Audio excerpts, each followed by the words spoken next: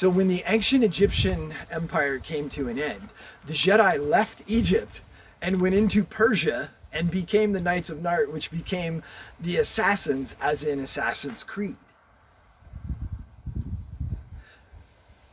Yeah, they're both heroes who wear hoods and are super excellent fighters and have mystical powers. And what's funny is that the word assassin is actually a corruption of the actual name, which is Hashashin. Hashashin. I don't know how to say it right. Somebody correct me. But anyway, Hashashin literally means cannabis smokers. And friends, when you smoke cannabis, it actually opens up your two base chakras, giving you access to that Kundalini energy. Yeah, I had a full-on Kundalini activation that some people spend 20 years meditating to get to. I had it just because I smoked some really good pot. Yeah, so just real quick, folks, cannabis is good for you. Your entire body is covered in cannabinoid receptors, and they're like a lock and a key situation, and only cannabis goes in. And so if your creator put them there, it's for a reason. And you can this is super easy, folks. So Michael Phelps, best swimmer ever, cannabis user. Usain Bolt, fastest runner ever, cannabis user. Bruce Lee, cannabis user. Carl Sagan, cannabis user, etc., etc. It's really good for you. The reason why it's illegal is because it cures cancer. And I know it's a performance enhancer because I just smoked some in order to be able to get this clip right and be able to spin and do all this stuff in the middle of it. Yeah, so if you want to start accessing your superpowers, cannabis is going to be the easiest way in. Mushrooms work incredibly well, but consider that's like jumping into graduate school if you're not. If you're a Dragon Balls deep person, mushrooms are your friend as well. That's who actually taught me all this stuff. But cannabis is a gentler ride if you haven't altered your perception into multidimensional space yet. But I assure you it exists, and that's where all the really good information is. So here's where it gets wild, friends.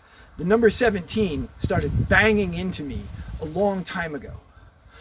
Right about that time, actually, I had moved out to the middle of nowhere yet again on a 17-acre property. Address starts with 17, adds up to 17. There are 17 steps down the stairs to the house, and then 17 stairs up to my room.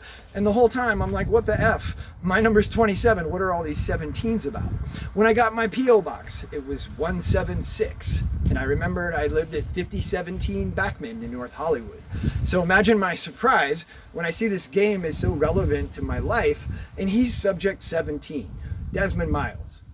Desmond Miles was born into one of the super powerful Jedi families behind the scene, but he was stolen by the Illuminati, and they forced him into a machine called the Animus in order to mine his mind for the locations of super secret power items that are buried somewhere in history back in like the days of Christ. And they know his ancestral memories contain those locations, and so that's why they stole him. Here's where it gets trippy. So, in the third game, when you make it all the way to the vault, where the items of immeasurable power are stored, the kind that can control men's mind and change the course of the world, you finally get to a vault. And in order to get into the vault, you have to solve the code and input the proper number, which turns out to be 72. Yeah, which is a 27 reversed, and also for me, I was born in 1972. Kind of an important number. That was mind-blowing. But then when I got inside the vault, I see that the power items are an apple, which is a computer that can control men's minds, and then a staff. And friends, that's what makes Kung Flow work. The computer is a cognitive model for your mind, and the staff or the sword as a unit of, whoa, I am a better athlete now. Yeah, it's the combination of the two that makes Kung Flow work. So that was weird enough. But like 6 or 7 years after this, I realized that the integrus, which is what this called, is also the base constituent components are up on the creme molding of that vault. And it's the Cross of Atlantis. And there is an Atlantis video game. By the way, they did do an Assassin's Creed in ancient Egypt, and the game came out on October 27th. I haven't played it yet, but I'm gonna. I just literally don't have the time for that. But that's how weird this is. And now, let's somehow manage to make it even weirder.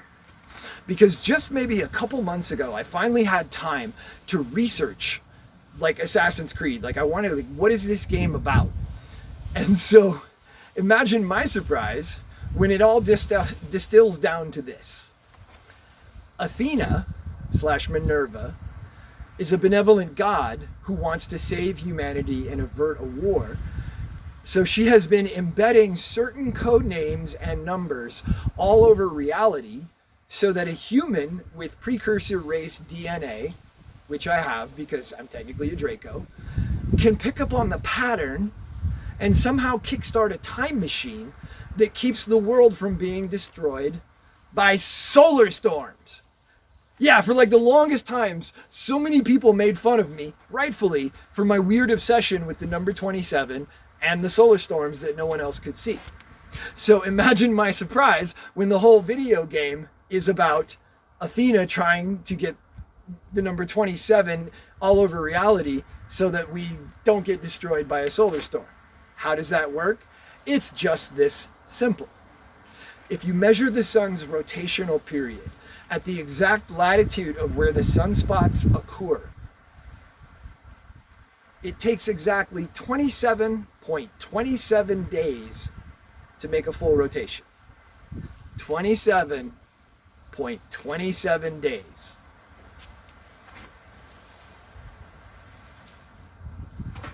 Yeah, it gets weirder. Nikola Tesla was helping with this project. How do you know? Nikola Tesla is in the Assassin's Creed video games. Also, his favorite number was 327.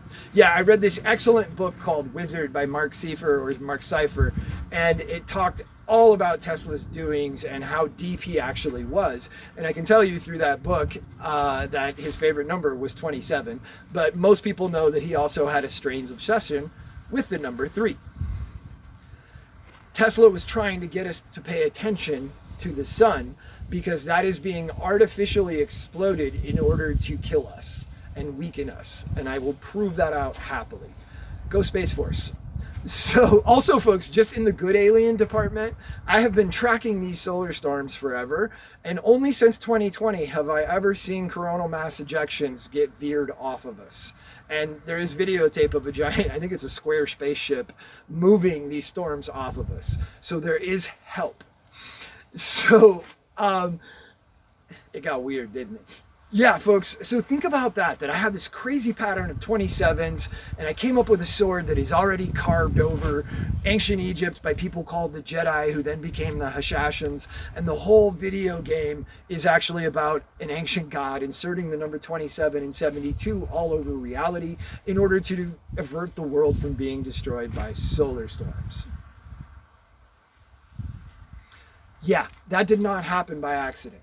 So if you're not familiar with Nikola Tesla, he literally was wirelessly powering these from across the room in the early 1900s. He had free energy figured out. The fact that the man who gave us electricity, which is inarguably the best invention of all time after fire, he's not even known, much less, accorded the respect that he is due.